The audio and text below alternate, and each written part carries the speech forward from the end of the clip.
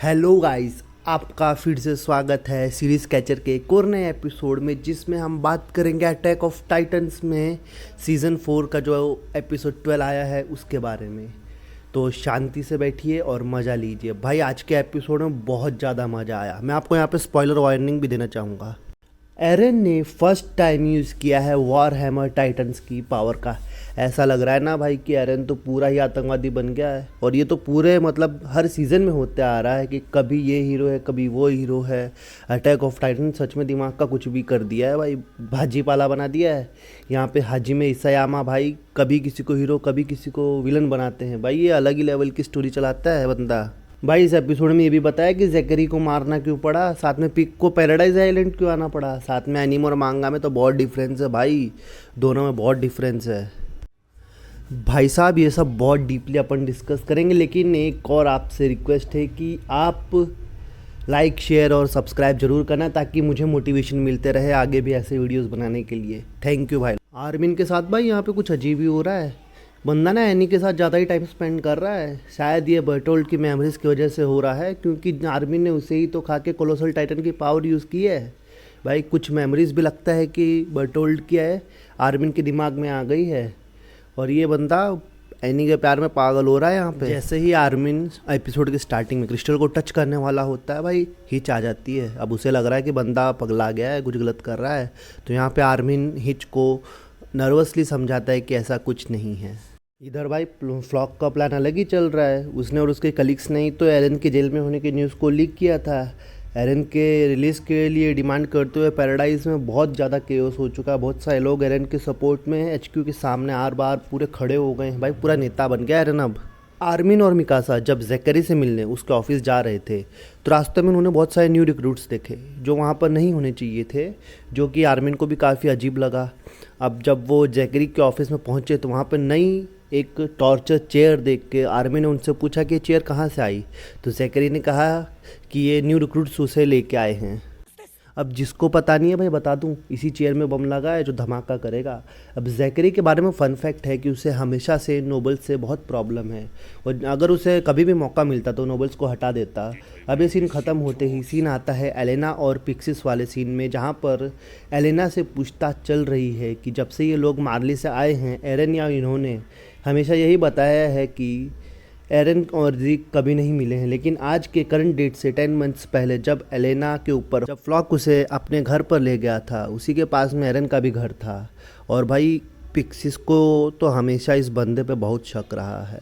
Flock मतलब एरन का बहुत लॉयल बंदा है, और पिक्सिस की नज़र में चढ़ गया बंदा। पूछताछ ख़त्म होती है तब एलेना बताती है कि हाँ वो एरन से मिल चुकी है, और ज़ीक और एरन की भी मीटिंग हो चुकी है। तो ये सीक्रेट मीटिंग में क्या बात हुई हमें किसी को कुछ नहीं पता है।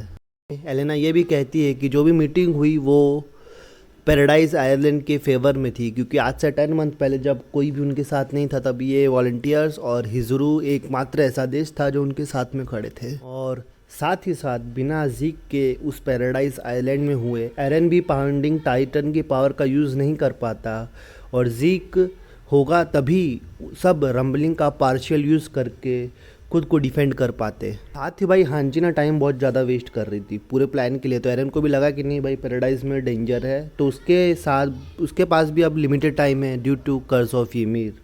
तो अब ये जो भी सीक्रेट मीटिंग ज़ीक और एरन की हुई, ये करवाई थी एलेना ने। अब उसमें क्या डिस्कस हुआ ये सिर्फ ज़ीक और एरन को ही पता है। अब ये हम सब जानते हैं कि मारले वाले हांजी को बिल्कुल पसंद नहीं। अगर उसको मौका मिले वो सबको उड़ा दे, सबको मार डालो, ख़त्म, खल्लास, टाटा बाय बाय। भाई इस मीटिंग के बाद एरन अपने ही प्लान पे निकल गया है, मार्ली में चला गया है। जो लेटर्स उसने भेजे थे, जो सब किया, उन सब के लिए कमांडर पिक्सिस को लगता है कि एलेना ने ही उसे इन्फ्लुएंस किया था। सीन फिर से ज़ेकरी के ऑफिस में जाता है, जहाँ पर आर्मिन और मिकासा ज़ेकरी को बोलते हैं कि उन्हें बात करनी दी जाए। हो सकता है कि एरन उनकी बात मान ले, लेकिन ज़ेकरी को लगता है कि नहीं, ये नहीं हो सकता। एरन अब ज़ीक के कंट्रोल में है। ये सुनकर आर्मिन और मिकासा को काफ़ी शौक लगता है। ज़ेकरी उनको अपना प्लान बताता है कि कोई एक एमपी एरन को कंज्यूम करके उसकी सारी पावर्स को इनहेरिट करेगा, और जितने भी ये एमपी कैंडिडेट थे वो सब उसी बॉम्ब के रेंज में थे, जो हमें बाद में पता पड़ता है। तो आर्मिन और मिकासा वहाँ से निकल जाते हैं। जैसे ही वो थोड़ा आगे बढ़ते हैं, 2-3 रिक्रूट्स को वो जैकरी के ऑफिस में जाते देखते हैं नए रिक्रूट्स को, और जैसे ही वो अंदर जाते हैं वहाँ पर एक धमाका होता है। ये जो धमाका एरन के सपोर्टर्स ने किया, इसके पीछे दो रीज़न थे। पहला था कि उस बिल्डिंग में जितने कैंडिडेट्स थे, जो एमपी एरन को इनहेरिट करने वाला था, उनमें से जो भी कोई था वो सब मर चुके हैं, तो ये प्लान उनका थोड़े दिन के लिए टल गया है। दूसरा रीज़न ये भी है कि इस धमाके के बीच में जो केओस होगा उसके साथ एरन वहाँ से निकल पाएगा। अब हम एक सीन देखते हैं जहाँ पे ओनियन कनपुन और 3 और मिलिट्री ब्रांचेस के हेड के साथ सिचुएशन को रिव्यू करने के लिए एक अर्जेंट मीटिंग है। अब आर्मिन को समझ आ जाता है कि न्यू रिक्रूट्स ने ही ये बॉम्ब लगाया था। इन सब के बीच में खबर आती है कि एरन अपनी जेल से भाग चुका है। अब तो सब मान चुके हैं कि एरन को जीक कंट्रोल कर रहा है। भाई बंदा कोई धमाका करने वाला है, सबके मन में डर बैठा। एरन ने भागने के लिए अंडरग्राउंड टनल बनाई, साथ में वॉर हैमर टाइटन्स की पावर का डिस्प्ले करते हुए उसने वहाँ पर टनल को पूरी तरह से क्रिस्टल हार्डनिंग का यूज़ करके उसको पूरी तरह से सील कर दिया ताकि कोई उसके पीछे। अब ये वाला सीन है ना भाई, बहुत तगड़ा है, क्योंकि इसमें ना एरन नंगे पाँव एकदम आगे बढ़ रहा है, उसके सपोर्टर सामने खड़े हैं, ऐसा लग रहा है कि कोई भगवान अपने भक्तों से मिल रहा है। खतरनाक सीन बनाया भाई तूने, खतरनाक। अब भाई एरन का सिर्फ एक ही गोल है, जीक को ढूंढना और फाउंडिंग टाइटन की फुल पावर को यूज़ करना, और जो भी अब इस बंदे को रोकना चाहेगा उसका तो गेम ओवर है। और जैसा हमें याद है कि वॉर डिक्लेरेशन एपिसोड में विली टाइबर ने जैसा बताया था, वार्निंग दिया था कि पैराडाइज आइलैंड के लोग पूरी दुनिया के लिए खतरा बन सकते हैं। अब भाई जीक और एरन ये दोनों ब्रदर साथ में आ गए हैं, तो ये खतरा बनते हुए हमें दिख रहा है। अब जब एरन ये हुडी पहन रहा है ना, तो ये अलग ही मोमेंट है, आइकॉनिक बन गया है भाई। मांगा में कूल मोमेंट था, और यहाँ पर एरन है जो एग्रेसिव करके अपने को खुद को एग्रेसिव करके जो पूरा हुडी पहना है ना, अलग डिटर्मिनेशन दिखा रहा है। और साथ में भाई एक और बात ये है कि ये हुडी वाले सीन से ना पूरे इंटरनेट पे एरन हुडी कंट्रोवर्शियल चालू हो गई है। अब कियोमी बहुत भयंकर जगह फंस गई है। वो देखने आई थी रम्बलिंग, फंस गई सिविल वॉर के बीच में।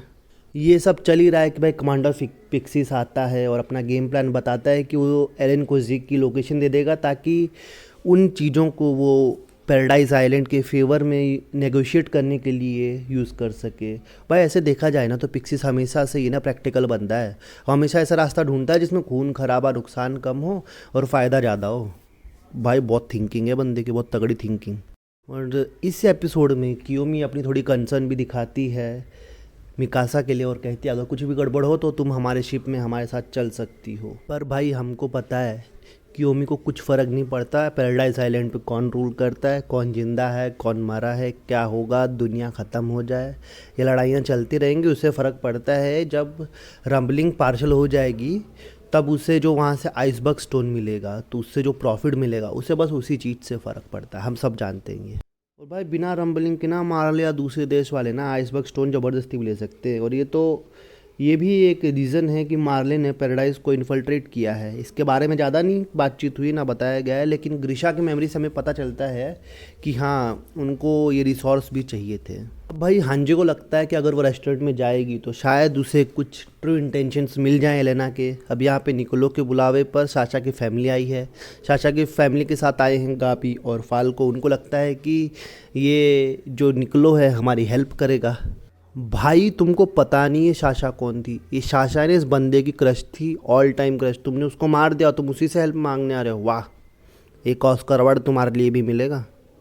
भाई एपिसोड ख़त्म होते होते ना हमें दिखाया गया है कि कैसे पीक है ना पैराडाइज आइलैंड को इन्फिल्ट्रेट कर चुकी है वो। साथ ही उसने हांजी, मिकासा, आर्मिन को भी लोकेट कर लिया, गाबी और फाल्को को भी लोकेट कर लिया। भाई गाबी एंड फाल्को को मरने नहीं देना चाहती वो, क्योंकि जल्दी यहाँ पे मार्ले अटैक करने वाला है। और साथ में अगर अटैक होता है तो गाबी एंड फाल्को जो टॉप कैंडिडेट हैं उनके नेक्स्ट वॉरियर प्रोग्राम के, उनको मारना बेवकूफ़ी होगी।